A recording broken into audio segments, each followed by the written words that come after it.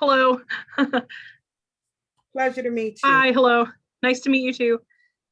Thanks for coming in, Erica. No problem, Joe. We're going to get started. Welcome everybody to another social emotional workshop. We're so glad to have you. Today we will be with Erica and Joe from CARE of Southeastern Michigan. And today's topic is going to be dealing with the explosive child. Erica and Joe, welcome. You can go ahead and get started. Thank you. All right, the explosive child with special needs. Anytime that you have a question, you can bark it out or put it in the chat. Erica will keep me posted on if there's anything in the chat that you would like to be addressed or have her read out. So let's get right into it. So just so we'll know what we're dealing with, just having a little share and tell here. So what are some of the challenges that you deal with, either at home or maybe in the classroom? What are some of those challenging behaviors that parents or teachers deal with? Just so we know a few things that we can focus on as we go through. Not doing what they're asked. Okay, so not doing what they're asked. Does that create a meltdown or is that just a little frustrating and we get through it somehow? Well, more along, say maybe there's certain expectations and they're not following through on the expectations that they know are to be done. Okay. What else we have out there? Maybe something that causes a meltdown or something that's just so challenging that parents or teachers cannot understand or get through. They don't get what they want. All right, so yeah, when kids don't get what they want, they want it. They got a what do they call it? Tunnel vision, one focus, and that's all I want without any consideration of any consequences or other considerations. Something that happened in the past that you really didn't know affected them. All right, so some kind of unknown trauma or something that they're dealing with. Yep. All right. Do you think, well, let me ask you this. Are children or teenagers the only ones that have like meltdowns or have these challenging behaviors? Nope. Do you think adults have the same situations that kids have? Absolutely. And sometimes it feeds off of your breakdown. Oh, yeah, it's very true. I like explaining this adult challenge here. Usually kids that have these meltdowns, they're lagging skills. And I'm getting all of this information that I'm sharing with you from a couple of my favorite books. This one, The Explosive Child by Ross Greene. You can see all of my notes here. And then I can't choose which one I would recommend the most. This is Beyond Consequences, Logic and Control. What's her name? I can't remember her name. Heather Forbes. So one was just as good as the other. I really wouldn't know which one to recommend, but this presentation has a lot of the explosive child with a little bit of the Beyond Consequences, Logic and Control. So really great books if you have challenging kids. Ross Greene doesn't even believe in those diagnoses, those labels of ADHD, ODD. He doesn't believe in that. I mean, some of them, they are serious and they are diagnosed and there is some chemical imbalance in the brain and stuff like that. But mostly he says what he says in this book could help and change some of those challenging behaviors. So as frustrating as parents get with these challenging behaviors, I always like to mirror it to an adult challenge. So think about a friend, or maybe you yourself doesn't like to dance. Does anybody have a friend or themselves that will not go up on the dance floor and dance? Can anybody relate? Yeah, so if somebody doesn't want to dance and they're at a party, what do their friends tell them to do? Come on, you can do Come on. it. And that person's like, no, no, thank you. I don't want to get up there. So the next step, the friends, what do? They grab their hand and they try to yank them out of the chair. Well, first they beg them and talk them out of it and try to just coax them and bribe them. And then the next step is they grab them by the hand and try to yank them out of the chair. And then what does that adult do? They get angry and they will kick their heels in. They will flip a table. I am not going up to dance. And I like that scenario because when we're forced to do something that we're not able to do, we are going to protect ourselves. We're going to protect ourselves with whatever skills that we have. All right, so I'm just going to keep that in mind. Keep that dance scenario in mind with the parent or the child challenges that we're going to talk about. So it doesn't matter how many resources, I just love this quote. It doesn't matter how many resources you have. If you don't know how to use them, they're never going to be enough. So a lot of parents that I've been in my classes, I've been doing this for 12 years and I've heard every story in the book, but I hear all the time, I've tried everything. Or maybe you have a teacher that says, I've tried everything. And then in my mind, I always say, did you really try everything? Or did you try one thing 100 different ways? Right? So you feel like you tried everything, but you're only using the same tool that you have for an extended period of time. And it seems like you tried everything. But really, have you taken an anger management course? Did you seek out maybe some counseling? Have you read a book? There's so many books out there and programs that you can take. Like I'm going to rattle off a few of the programs that I have read or actually attended. So I started out in systematic training for effective parenting. That's called the STEP class. There's active parenting, which we teach presently at the care agency right now. We've been doing that for probably about 6 years. We've been using active parenting. There's love and logic that I hear a lot about. There's screen-free parenting. There's 1, 2, 3 parenting.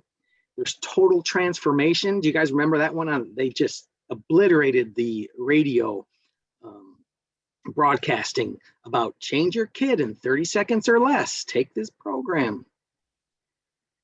At the end of one of my parenting groups that I did for care, one of the participants gave me the Total Transformation CD set. It's like a 7 CD set. And I listened to the whole thing and it was really helpful. It was really great. There's nurturing parenting out there. That's like a 52-week program. We actually teach a nurturing parenting at care, and we kind of just compressed it down to 9 weeks. I know it's crazy, 52 weeks to 9 weeks, but we took the heart out and added our knowledge and our experience into that. There's the Michigan model. There's life skills training. That's a 6-week program that we go into schools. There's trauma-informed training, just like Jerry just mentioned. That could be something that that child experienced or one of their experiences that they can't get over. There's Triumph Through the Challenges, which is a program for parents that have children with fetal alcohol syndrome. There's Developing Capable People, which I watched this series from H. Stephen Glenn. He was a psychologist, famous psychologist for, I forgot what president that he went and talked for, and he was the family consultant. There's Positive Discipline, Cooperative Discipline, Common Sense Parenting, Strengthening Families program. That's another program out there that they have, Strengthening Families, where the parents go in one room and have education and the kids go in another. They feed them and they have all kinds of collaboration and things. So when somebody says, I've tried everything, I always have to question, have you? Or they might say, that won't work. We give them skills, that won't work, you don't understand. So we just have to slow down, look at the resources that we have, apply them effectively and consistently, Because when we use these skills, they might not work right away. Sometimes we'll have to use them for months before we start seeing any improvement. So challenging kids, and with the Explosive Child book, they say they're lacking a skill, and they're either lacking flexibility, adaptability, they have a really narrow frustration tolerance, and they don't know how to solve problems. So challenging behavior occurs when the demands placed on that child outstrips the skills that that child has to respond to them. Same with stress. That's what stress is for adults. Stress is the mind's perception of its ability to handle the challenge at hand. If the adult has a challenge and you're like, oh, I'm good at this, I can get through this, no stress. But if there's a deadline and you don't have the skills to get, or your mind doesn't think you have the skills to do and meet that deadline, then that's stress. It's not enough time. I don't have the proper equipment. I'm not good at writing skills. Whatever it is. So we will be stressed because we are lagging that skill, or our perception is lagging that skill. Another question. If there is children that in families or classrooms that have meltdowns, I always ask, is your kiddo in meltdown 24 hours, 7 days a week? Look at the most challenging child in your life. Are they in meltdown mode or challenging all day, every day? Or are there times when they are just a sweet, wonderful little kiddo? And I would have to guess there's times when they're wonderful and they're cuddly and they're cooperative and they're communicative. They only have the meltdown when they're faced with something of their lagging skill. And this is that window of tolerance here. What's the main thing that your brain must do when you're frustrated? What do you think? What's the first thing your brain has to do when it's frustrated? Adjust. Yeah, your brain has to adjust and kind of think about the process that's involved in solving this problem. It needs to slow down. Now, as adults, we might have that skill.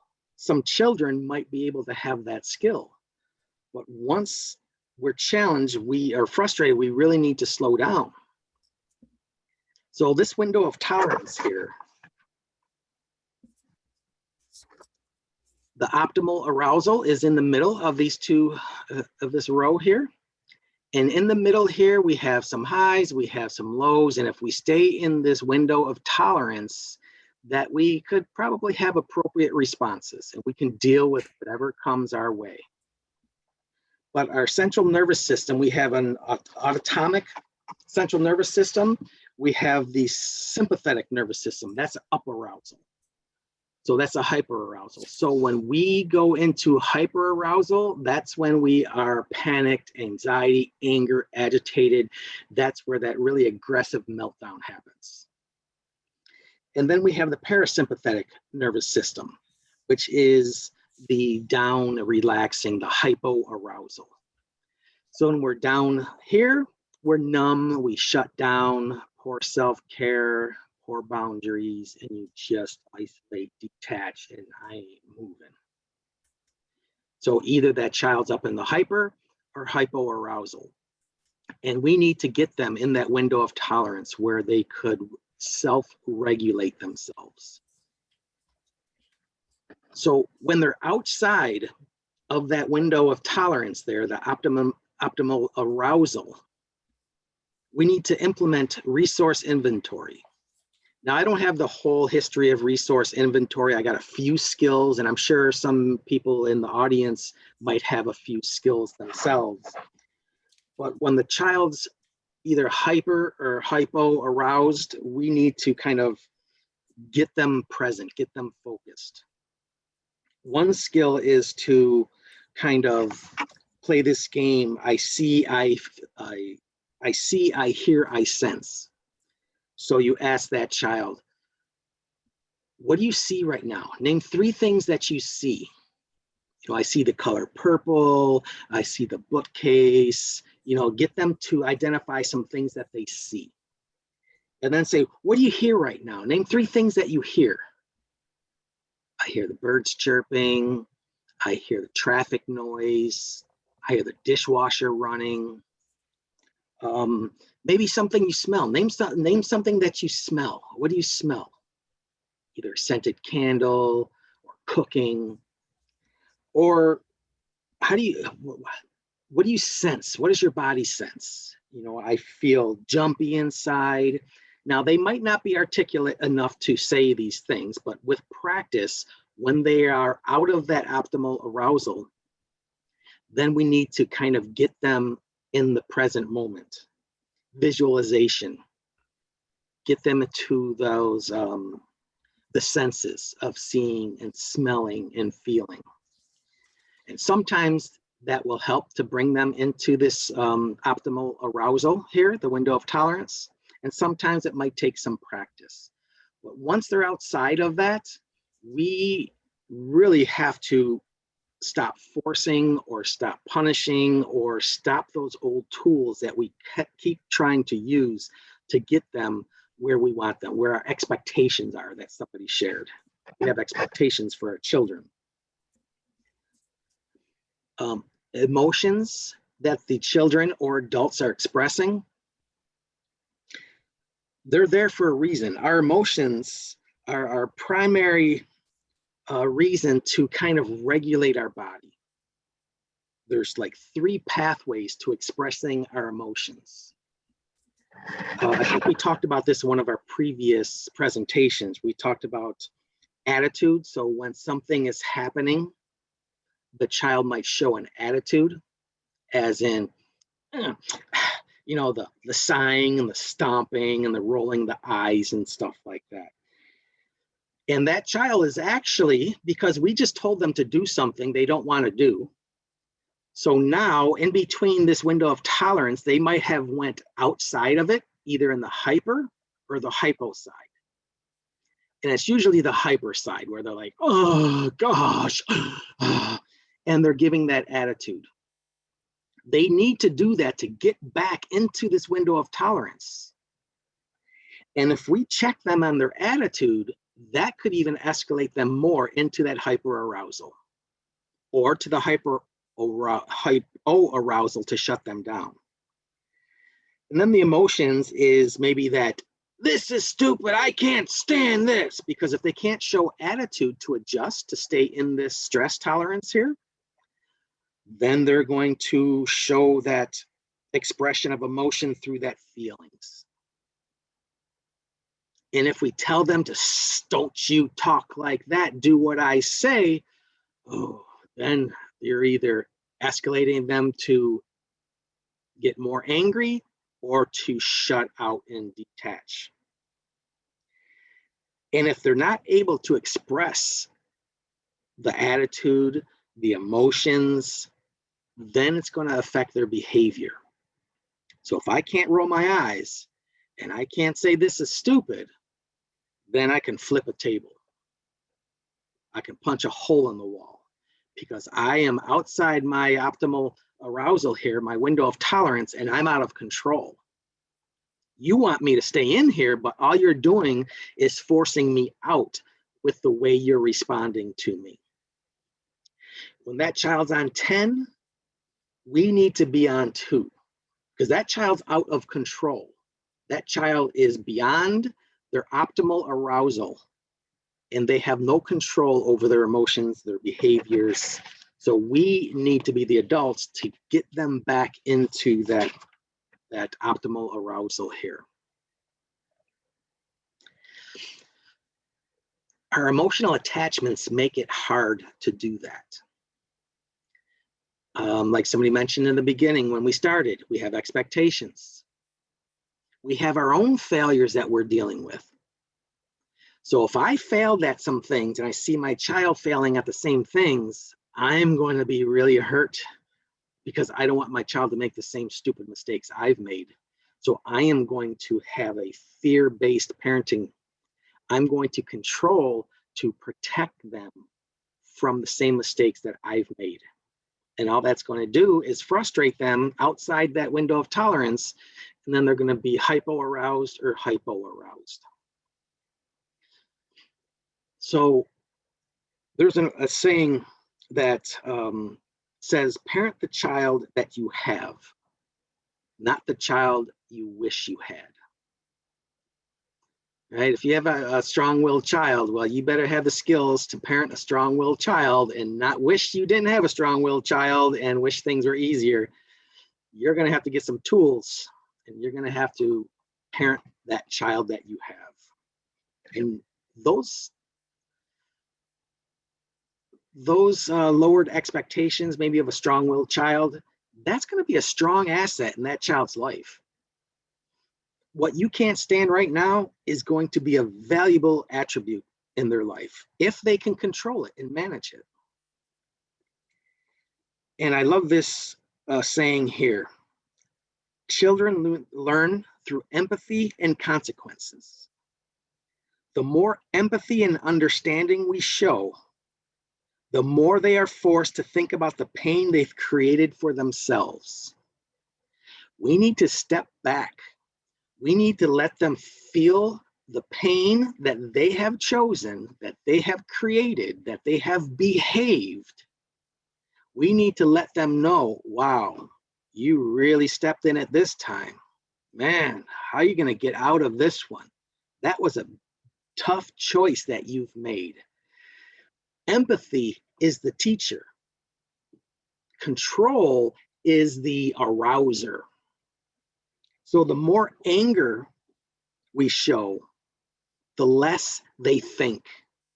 Because right when we start showing anger, disappointment, they feel, or they go into their fight or flight system.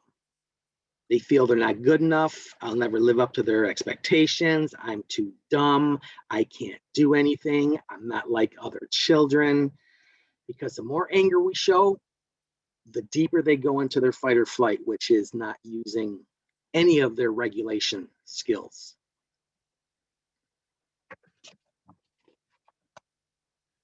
So we talked about the development of the brain in a few of the trainings that we've had. And we are pretty familiar with the fight or flight, the basic survival of the brainstem, the emotional part of the limbic system, our emotions and memories, and then our rational brain, which is developed in your mid-20s.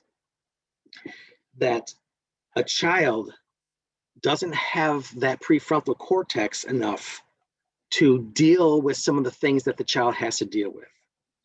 Let's say they even have some impairments, emotional impairments, cognitive impairments. So maybe their prefrontal cortex isn't never going to be to the level of a hardwired adult brain. So they may need these skills to be learned at early childhood, learn how to manage and stay in that window of tolerance. We have to help them because the brain might not ever develop if they do have some of those impairments. In that prefrontal cortex here, look at some of the things that really annoy parents. They don't consider consequences. They do things without thinking. Well, of course they do. They're children. They don't have the prefrontal cortex hardwired, or it may not ever develop enough to have that forward thinking. Regulating emotions, that's done in the prefrontal cortex. That's our stop control center. And if that's not developed, that child is not going to be able to regulate their emotions. They're going to need an adult to model that, to teach them that, to help them. So let me ask this question.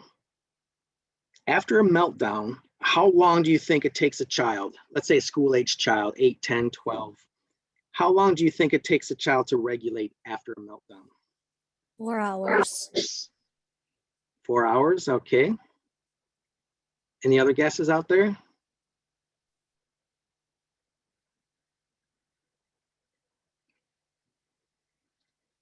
A typical child can take up to 20 minutes. A typical brain child, they get frustrated. The hyperarousal comes in, cortisol shoots through their brain, and after a while that can regulate. Cortisol can stay in the body for a day, and that 4 hours could be very typical for a child that's really frustrated, either hyper or hypo-aroused. But if a parent is around, it can take a lot longer than that because of that emotional attachment that they have to that child.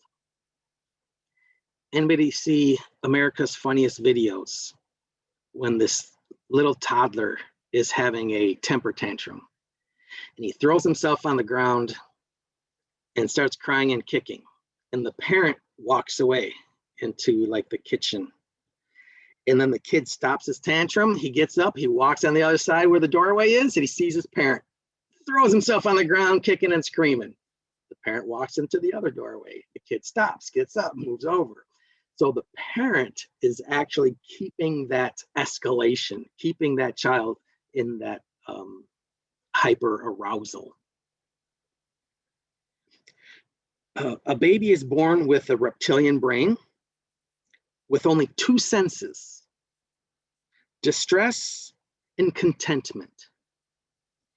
So when that baby is hungry, he says, "I'm hungry," distress, and then, "Thanks for feeding me," contentment.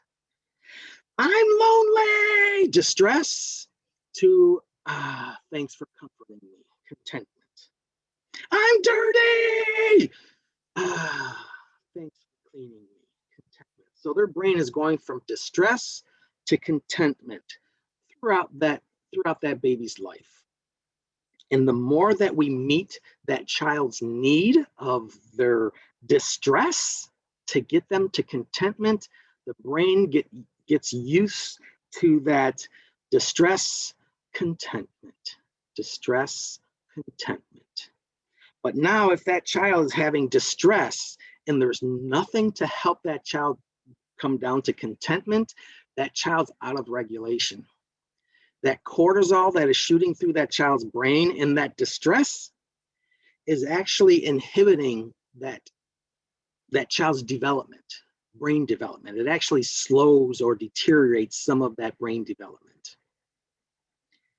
And it will actually structure in the future a low stress tolerance.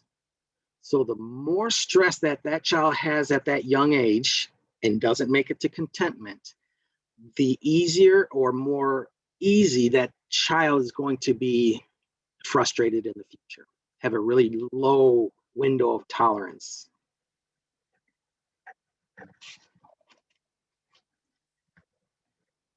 So we're going to skip this activity because we're not in the same room. This is getting in partnerships, and somebody makes a fist and the other person has to open up the fist. And it's a really cool activity, but can't do that virtually. So now we're getting into that child's behavior, and usually a parent would want to control the behavior by using those you messages. Now, you messages are really lower self-esteem. A special needs child already knows something is wrong. They already know that they can't keep up with their peers. They already know that they fail a lot. So a special needs child may have low self-esteem. And the more that we try to teach them, the more that we try to push them or criticize them, the more that we take our frustrations out on them, the harder it is for that child to feel like they have value. So we really need to get rid of those you messages and really think about how we are discouraging them. They're already discouraged because of their inability to maybe keep up with their peers, or understanding that they have some delays that they can't, do some challenges that face them. So they're already discouraged. So we really need to change that and help them feel like they're valuable contributing members. This is the parent to child that you have. Let them know that they are perfect the way they are. We value you the way you are.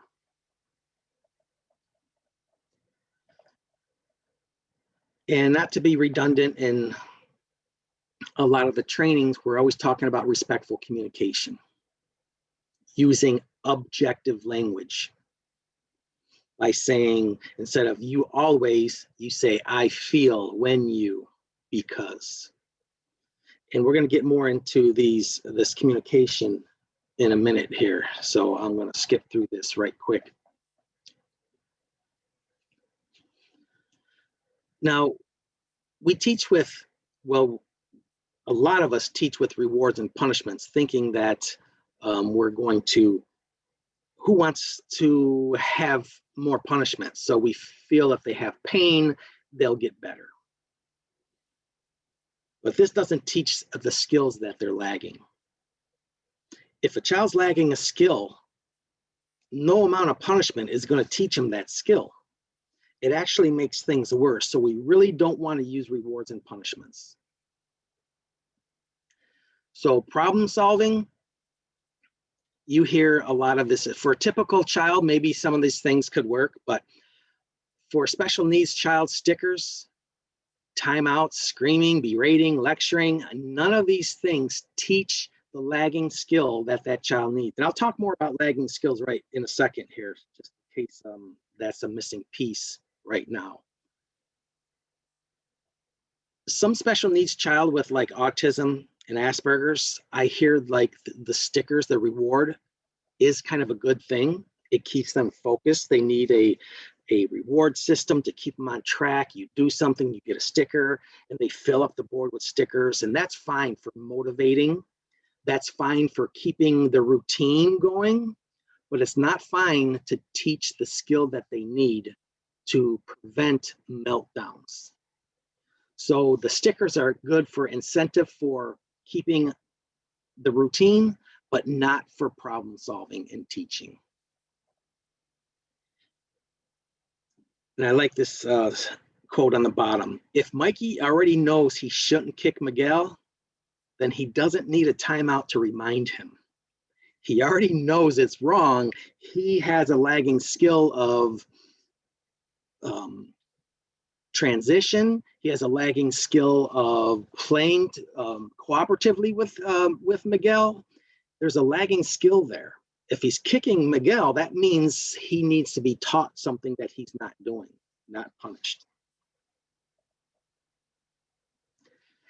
So in a way, we need to look more into what you want them to grow instead of what you want them to stop. So instead of saying, I want Mike to stop kicking Miguel, I want Mike to play nicely with Miguel. I want Mike to cooperate.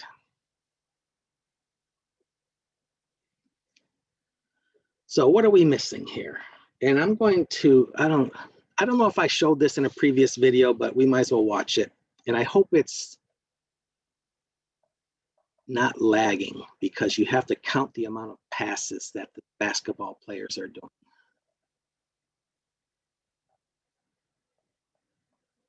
Let me know if it's too lagging and I'll just skip it.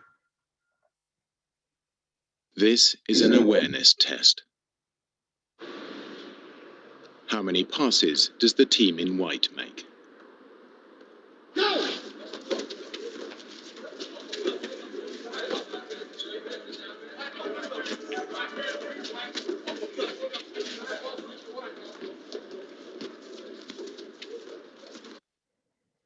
The answer is 13. But did you see the moonwalking bear? Anybody?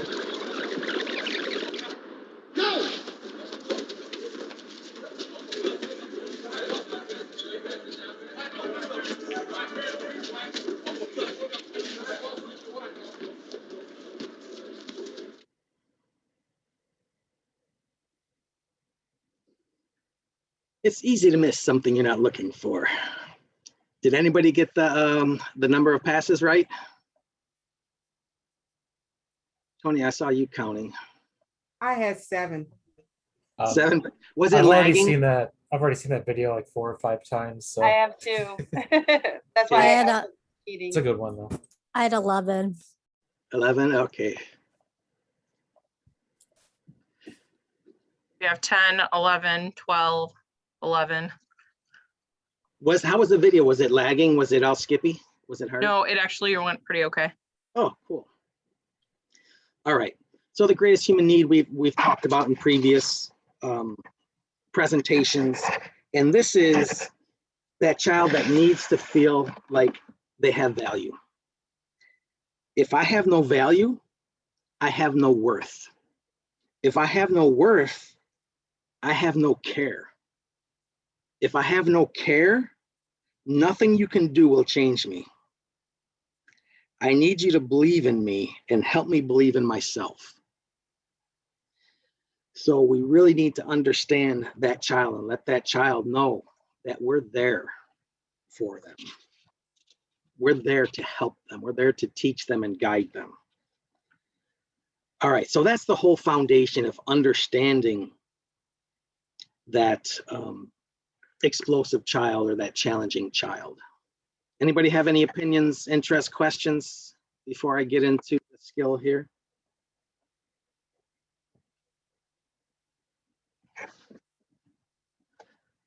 Okay. So now this is Dr. Green's LSUP, the assessment of lagging skills and unsolved problems.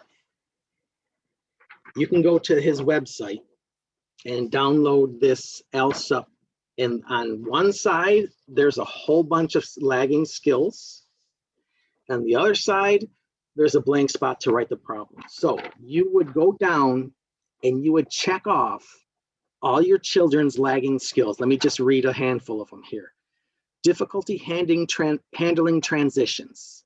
Now, if your child has difficulty handling transitions, you would put a check here, and then you would write the unsolved problem that that lagging skill has. Fighting to come to dinner, won't come out of the playground because the transition. So you would write all of the problems that that one lagging skill causes. And we don't do anything yet because we're going to read down the lagging skill.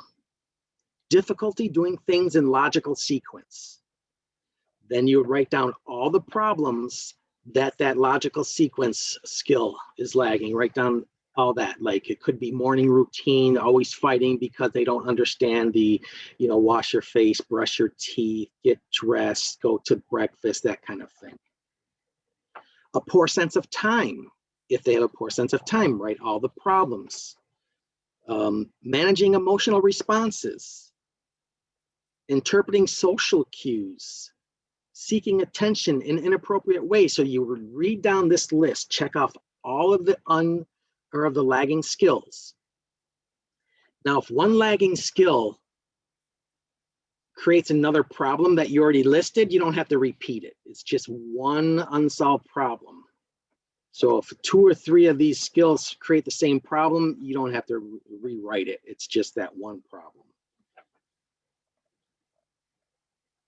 So now, after we do that, Dr. Green says there's 3 plans. Plan 1, it's a unilateral imposition of adult will and consequences. That's it. Do what I say. Plan B is a collaborative problem solving. Then emergency plan B is, it's just done at the time of the problem. It's not recommended. It's just, it skips a lot of the preliminary things and just goes to problem solving, which is not recommended, but sometimes we need to use it. And then there's plan C, setting aside unsolved problems for now. It's prioritizing and it's proactive. And if plan A, B, and C doesn't work, well, good thing there's 23 more letters in the alphabet. All right, so again, I don't know if I showed this video, but it's really cute. So let's watch. When you feel the first signs of a cold, use Vicks First Defense. It's a new microgel that attacks the cold virus before it has a chance to turn nasty.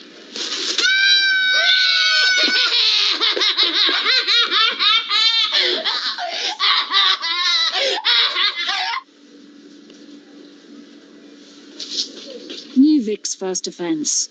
Attack is the best form of defense. I love that video. So that video is kind of talking about changing your emotional response. That child is so used to what you usually do. Now, if you change your emotional response, that child's brain has to stop and wonder what the heck is going on. Mom's supposed to come over here and fight with me and yank the stuff out of my hand and throw it back on the shelf and lecture me and maybe give me a spot on the butt. But she did something different. And that child was just so shocked that, oh, wow. So if that child's used to your anger, don't be angry. If that child is used to your revenge, don't give revenge. If that child is used to you giving up on them, don't give up on them. Right? We're going to do something different. And you can go to Lives in the Balance, and you can watch a couple of these videos from Dr. Green here. But plan A, usually if plan A doesn't work, what do the kids get more of? They get more of plan A, right? That's that parent who says, I tried everything. No, you tried one thing 100 different ways, and you keep on trying to impose your will, and it's not working. And this is straight out of the book. The more, and I don't know why he specified ADHD, but really any challenging child here.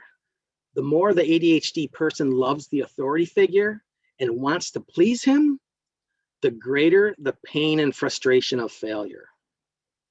That child loves you so much that they will pull away from you so they don't hurt you. And that was just an eye-opener to me from some of the stories and my own experiences, that they don't want to cause you pain, so they're going to just control themselves any way they can. Now I'm skipping plan B because that's what we're going to concentrate on after this. Plan C. Plan C is not a heat of the moment decision to pick your battles and let them off the hook. No, plan C is actually a real plan, because plan C is more of a priority basket. There's too many problems at once. So we're going to set aside some, remember the unsolved problems list. If we had a bunch of problems over here, we're just going to pick one. We're going to ignore the rest of them because you can't solve all those problems at once. And I like using an analogy of the sun, right? The sun is what, 100 billion degrees? I don't know, I'm not a scientist, but the sun is so hot. How are we able to walk out in the world without getting fried? Because the sun is so spread out that it doesn't harm us much. And of course the atmosphere and all that, but I'm not talking about science. Now, the sun won't hurt you, but if you take a magnifying glass and you harness that sun into a little bead, you can start a fire. Same with problems. If you're trying to solve all the problems in the house, all the problems that that child's lagging skill is causing, it's going to be too many. We need to focus it down to one or two problems. So plan C is going to be something like this. You know how we always fight about you brushing your teeth? Well, I'm not going to worry about that right now anymore. For now. Really? I don't have to brush my teeth anymore? For now. Or I shouldn't use brush your teeth. I should use it one, because brushing your teeth is pretty important. But if it creates a meltdown and holes in the wall, then we might have to skip teeth brushing for a little bit, just for now. Because when the child starts building the rapport from your change of reaction to them, and you start concentrating on one or two of those unsolved problems, then you can go back and solve that problem. Or you'll find out that that problem solves itself, because the only reason that meltdown is happening is because that child doesn't have the skills to do the challenge. So if we start teaching them transitions, we start teaching them the sense of time, logical sequential tasks, if we start teaching them these things, they're going to learn how to do them a little more easily. All right, so now we get to the nuts and bolts here, finally. Plan B. Plan B is the empathy step. Naturally observing what's happening. You're going to say, hey, I've noticed we've been fighting about, bedtime. I've noticed you haven't been brushing your teeth. Whatever the problem is, I noticed you always fighting with your brother. What's up? And then we drill for information. There's actually another handout on the website. It's called, what is it called? Plan B cheat sheet. It's just a step-by-step process of what I'm going to explain here. So we're going to drill for information. We don't ask them what they're feeling because that's a trigger word. What are you feeling when that happens? I'm not feeling anything. Why are you always attacking me? What are you thinking when I tell you to come to dinner?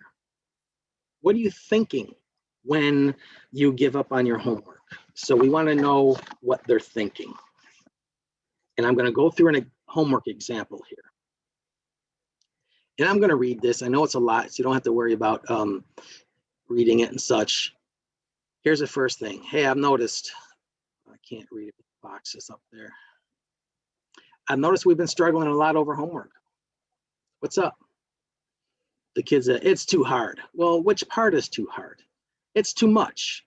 It's too much, I don't understand. What's too much? The writing part, it's too much. Ah, the writing part. Is the writing part hard on everything? No, I don't know. Get on my face, I hate you. I just throw a little ad lib in there because that kid is going to be a little angst. Well, take your time. We're not in a rush. It's not the spelling. I just have to write one word. So one word is not the hard part. And it's not the social studies. All I have to do is draw one line from the other. Okay. Child says, it's the science part. We have to write entire paragraphs. So if the parent is in control enough and not emotionally triggered enough, and you do this when the kid's not activated, you're in a good place, the child's in a good place. And then we just say, hey, I noticed you haven't been doing your homework. What's up? And then we drill for information in an objective way. So it's the science homework. Yes, Miss Moore is making you write entire paragraphs. So right now, do we know what the unsolved problem is yet? We know a little bit. It's writing paragraphs, but we really don't know the unsolved problem yet. So there's a little bit more work to do. It's too much. It's too hard. Well, I'm glad we're figuring this out, but I'm still a little confused. What is it about writing paragraphs that is too hard? I don't know. I hate you. Get out of here.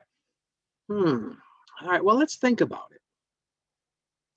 What does it take to write the entire paragraph? First, you have to pick a topic. Is that the hard part?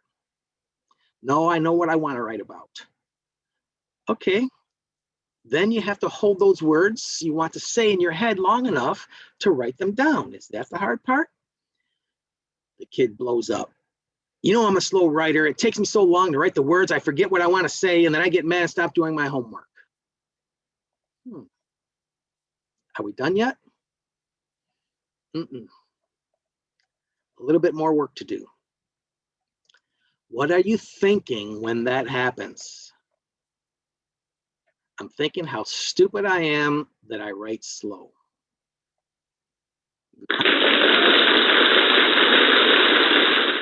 By George, I think we got it. So the problem is that he writes too slow.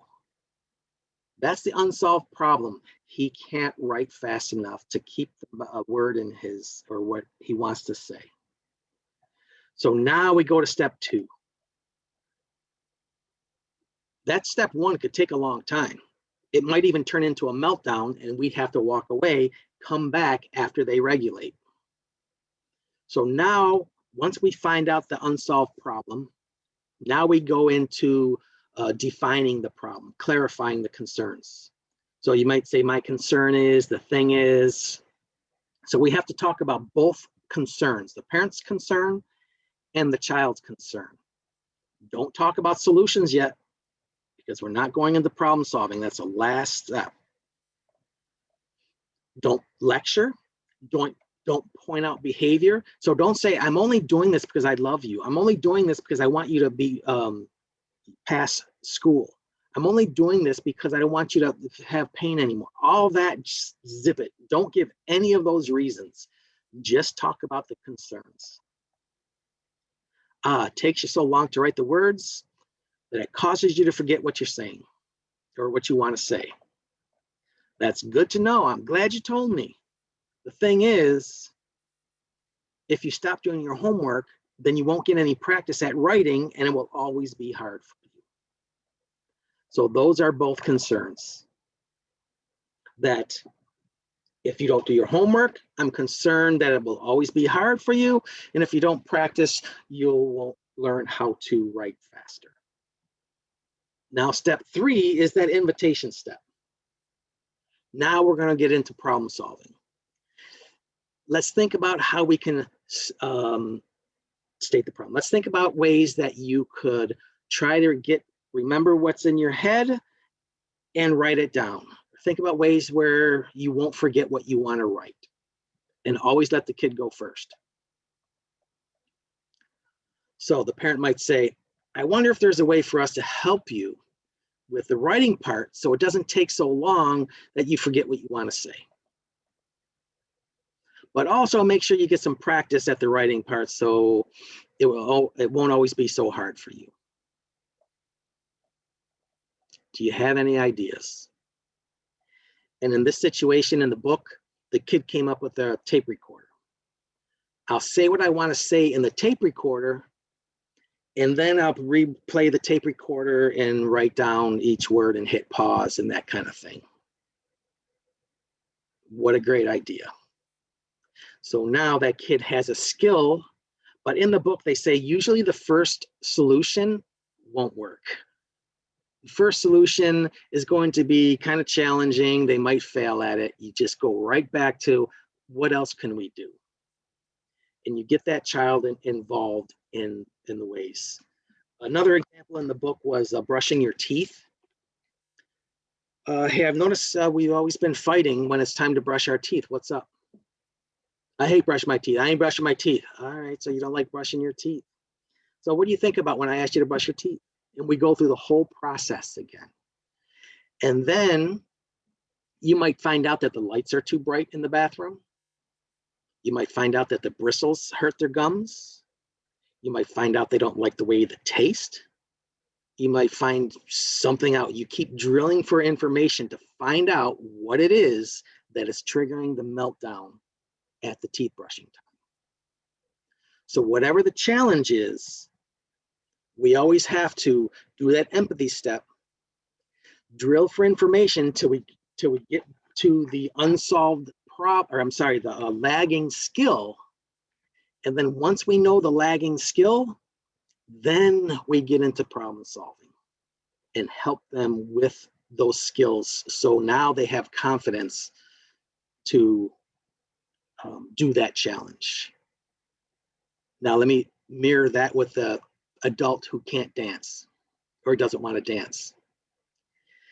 If you took that adult out of that wedding and that party and we're just hanging out at home and we're like, hey, let's try and teach them a few dance steps, get them a little confident, and slowly teach them and slowly incorporate some moves and stuff. The next time they go to a party and somebody asks them to dance, they might actually want to dance because now they have the skill of a few dance moves. And that's the whole thing about this challenging, explosive child, that kids will do better when they feel better and when they have the tools to face that challenge.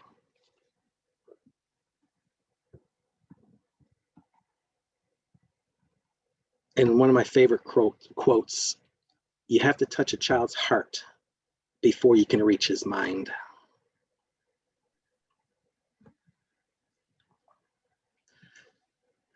All right, folks. Does this trigger any ideas? Can you relate it to any experiences that you've had in the classroom or maybe with children or family members' children?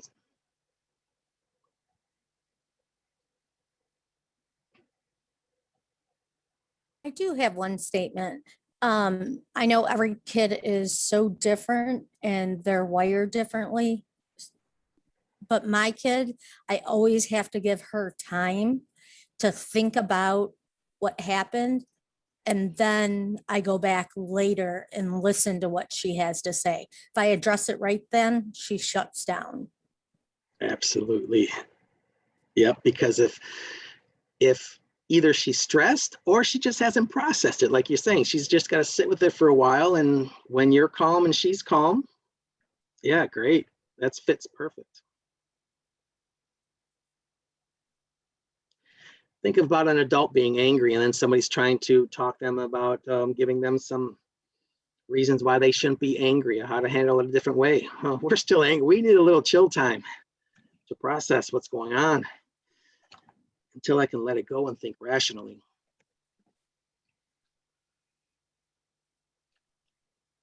Once cortisol shoots through our brain, it clouds our thinking and brings us into our emotional brain. Sometimes we gotta wait till that cortisol kind of dissipates and regulates and kind of gets out of our brain so we can think straight.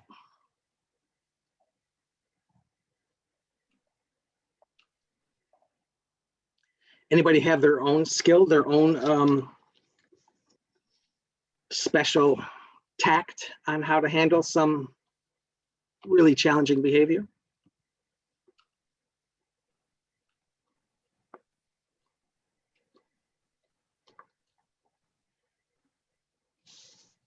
Hey, In Joe, most I'd Go ahead, like to add, pretty much double up with what Wendy said. I think a lot of times what I've seen where there's been problems is that people are trying to rush through the problem too quickly. And a lot of time that brings it up to a higher level instead of diffuse the problem. And, you know, it varies from individual situation, but a lot of times where I've seen mistakes made that I've made myself personally is trying to rush through things too quickly. Sure. Or we want to defend our action first. You know, Yes. even as a parent, you know, you mentioned it, you know, you're parenting out of fear. I don't want you to end up like this, but you're quick to defend why you're doing it, but not understanding why they're behaving the way they are. Very true. Yeah, that's why in that book they say, don't defend yourself. Don't say I'm doing this for your good. I just don't want you to get in trouble. I want you to have a happy life. Forget all that. Empathize, drill openly about what the lagging skill is, and then problem solve. I know it sounds pretty, how could I say? It sounds so systematic, like it works all the time or it's easy. It's not. It's the hardest thing that you can do is to deal with that child with special needs that have meltdowns. I mean, it doesn't even have to be a child with special needs. It's just a child. Yeah. Or an adult. Sure. Thank you for that. Yeah.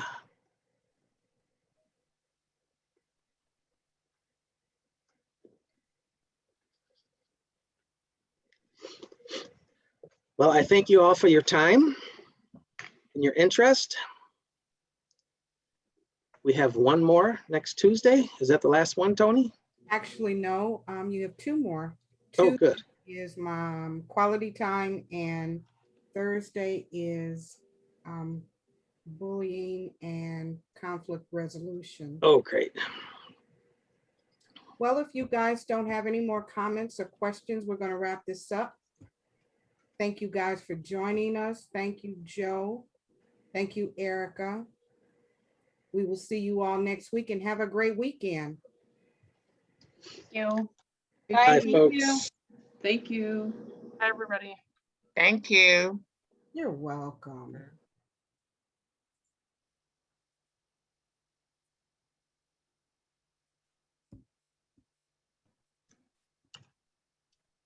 Oh, there's Mark. I did some trainings for Mark in the past at the Oak Park location.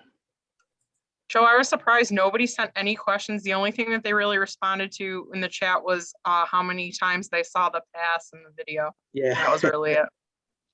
And Yeah. Well, that was the only really